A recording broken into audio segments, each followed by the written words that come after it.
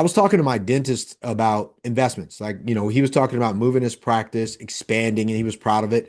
And he was like, dude, but like I spent all of my time here, myself, the what do they call dental assistants? Like they're all there. They're one big happy family, and he makes a lot of money, but he spends all of his time there. And I was like, you got to get your investments right, man. What do you invest in? Do you invest in real estate? So he was like, no, not really. His exposure to investments in real estate was a single family house. So when I was talking to him, I was telling him what we do at Bell Capital and stuff like that. He was like, "Man, like why doesn't my advisor, my planners, my financial advisors talk to me about that?" And I was like, "Dude, they can't.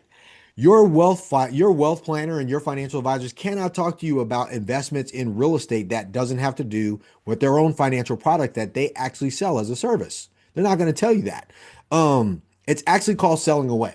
So like if you're like your financial advisor can't go, hey, you should invest money with Vic. They're not going to do that. They get in trouble for that. They can lose their license. It's legitimately called selling away. Look it up. And when he and I were talking, I was like, so what you're looking for, you is number one thing, your focus should really be on expanding your practice like you just did. You should go from one practice to five to 10 and get more doctors in here, more dental assistants and all these other places and run your system. And then the revenues you make from that, all of your additional money outside of scaling should go invested in real estate passively, right? You should invest in deals like me. Like, for example, like this is a deal we looked at. This is here, California. It's in Chula Vista. Great property, new asset. Like if you were a dentist or a doctor and you had money sitting in an account or you're playing the stock market or whatever, you have somebody else managing their money.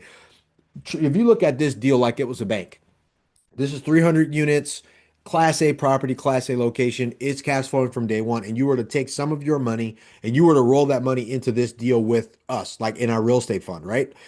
That money would be now it's not in the stock market. It's not in a mutual fund. It's not sitting in some retire like life insurance policy, and you're hoping to borrow against it at some point, praying you don't die. Like this thing is going to constantly spit out money for you and your family, and it's protected by a real asset that is now not tethered to your business, is not tethered to you working for it. It's working for you while you grow and you scale your company. So when I was telling him about that, he was like, dude, like I know that because I mean, these guys are super smart. Like they're not smart, but they're smart at being a dentist. They're smart at yanking out teeth. If you're a chiropractor, you're smart on pushing backs or giving massages. If you do colonoscopies or whatever, you're used to, you know, pulling out whatever and doing colonoscopy. Like that's your skill, but you aren't, not everybody's skilled in investments. So when I was talking to him, I was like, look, when you're going to make an investment in a deals like we look at for our real estate investment fund, like deals like this, right?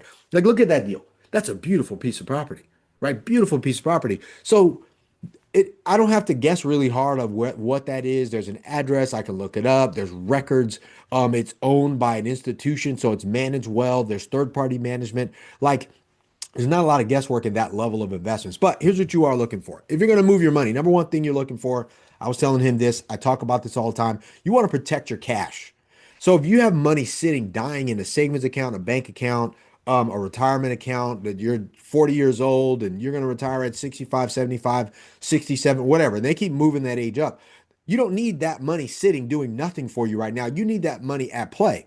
And it needs to be in something that one, you're not going to lose it, which is why we talk about capital preservation. Preserve your capital, right? So number two, you want to be in a situation where it's your money is getting passive income. Like this deal produces passive income every month, first through the fifth. Those people pay.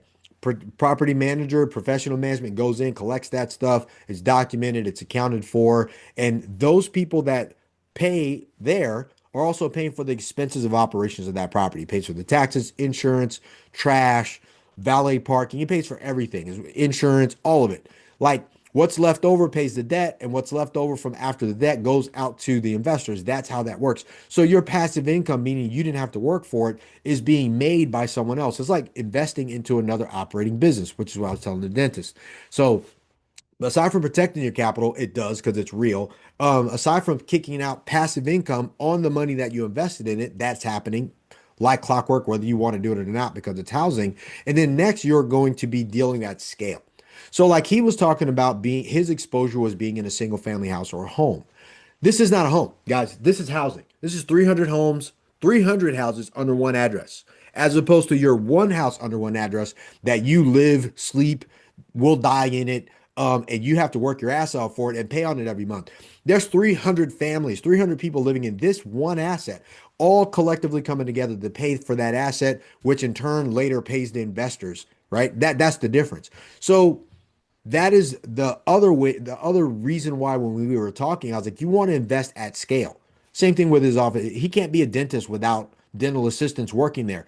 There's a level of scaling himself to be able to take care of parts of what's needed so he can continue to function and run that business, that scale, right? Once you get to one location, 5 locations, then 10 locations, then 20 locations, you want to continue to scale in the same way you want to scale your businesses, you want to scale your investments or have enough customers, which is what happens at a real estate deal, continue to come together, right? And pay you. That's a great investment. So you want to be an investor at scale.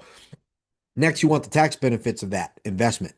So not a lot of other things check the box on your tax benefits of making an investment that gets passed on to you. Now, the way we do it at Bell Capital, you invest with us, we actually share in the tax benefits. So we give you the tax benefits because you're a partner, right? There's the big difference in that. You don't get that in a lot of other investments. Because it's real estate, it's a lot easier to do that. And then last but not least, there's a lot more, but this is the one that I like to share that nobody likes to talk about. Most people should be able to lay their head on their pillow at night and go to sleep about their investments. There's some people out there who just want to, hey, I need to get a quick turnaround. I want to get 10% return, 20% return, 50%, 100%. Like, I want these crazy ass returns. Now, in my deals, I want to double up. I won't invest in a deal unless I think I can double my money and my investors' money. But here's the difference. I also want to lay my head on the pillow at night and go to sleep with my investments and know that they're not going to be shaken or taken. That's a crazy thing. A lot of people are playing this invest and pray game, and that's gambling. This right here is not a gamble. This is close to a sure thing as you're going to get in an investment opportunity. I'm just using this deal as an example, right? So if you think about it like that, if you make an investment as an investor, just you take your money, you park it in a deal. You want to be able to go to sleep at night and rest your head on your pillow and sleep and know that, hey, we're okay. Stock market crashes, we're okay. Um, DEFCON 3, we're okay.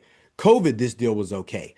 What else? Like hurricanes, we're okay. Tornadoes, we're okay. Earthquakes, we're okay. Like there's a high level of certainty when you start looking at certain opportunities like a deal like this to invest in that people really don't talk about. And that is the comfort level that you have to be able to park your money in a deal, treat it like a bank, and then know that you can put your head on a pillow at night and go to bed and sleep and wake up the next day and your investments are going to be okay, right? That period. When the stock market went down, this deal was fine.